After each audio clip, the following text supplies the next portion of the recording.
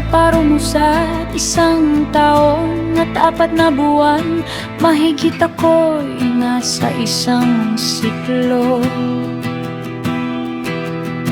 Sugat ang isip, kakaduyan sa desisyon. Hindi rin sigurado, isinantabi ko ang musika pagtula.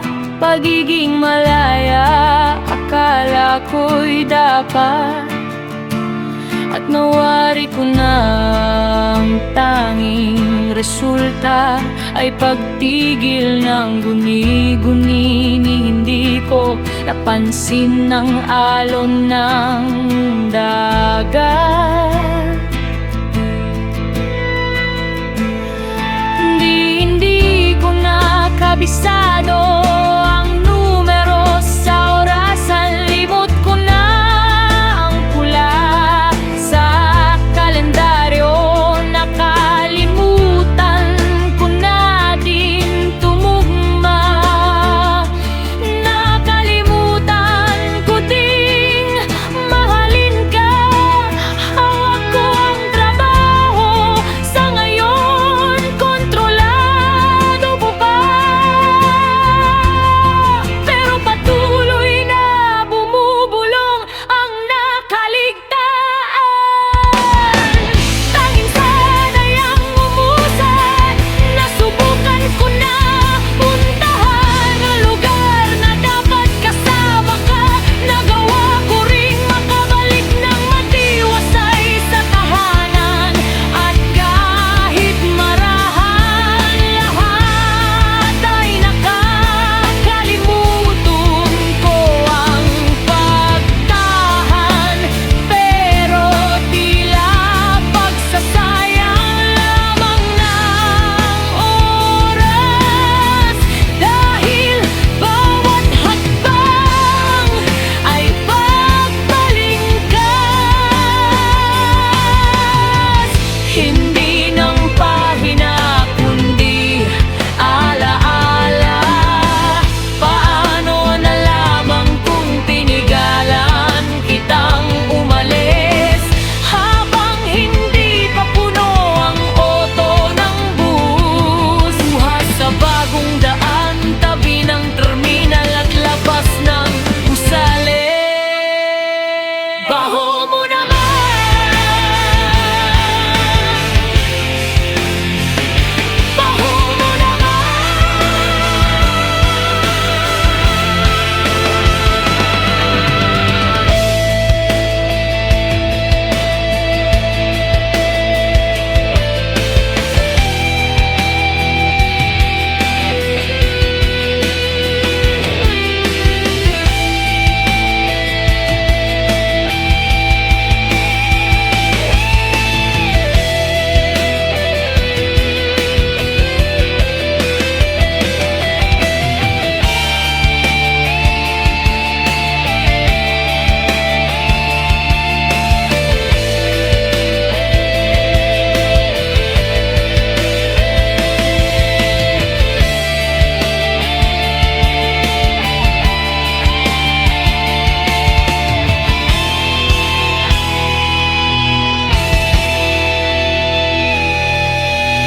may kapayapaan sa pagiging pribado.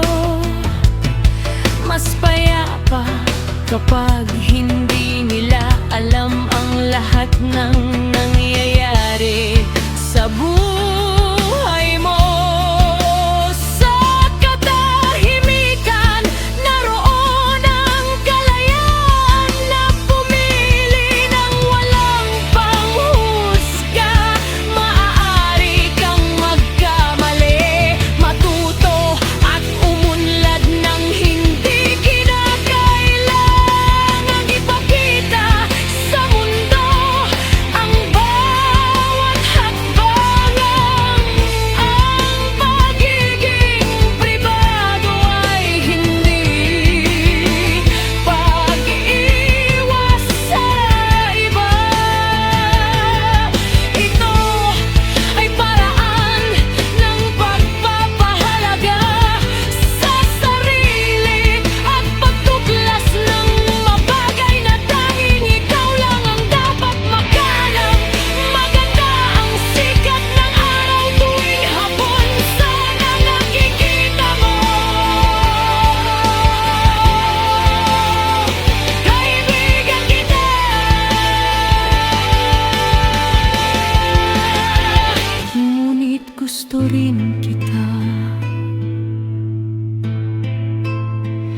kaibigan mo ako. Pero iba gusto mo. Masakit pero di ko maamin,